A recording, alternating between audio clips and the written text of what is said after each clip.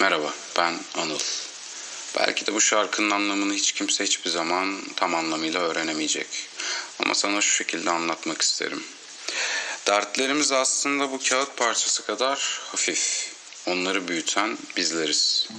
Saçlarınız her şeyden daha önemli olsun artık. Sevginin ne olduğunu unuttuğumuz bu dönemde nefretler, kavgalar umarım son bulur. Çünkü bazen o kızdığımız insanlar kızamayacak kadar bile yakınımızda olmayabilirler.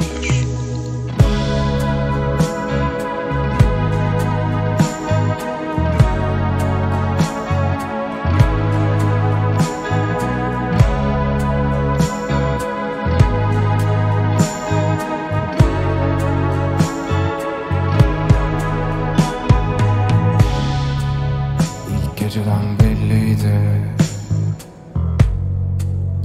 O zaman neredeydin?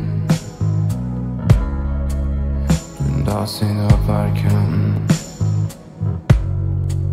şimdi buna dur diyemezsin. Sözlerin, gözlerin, ellerin yalnız benim için.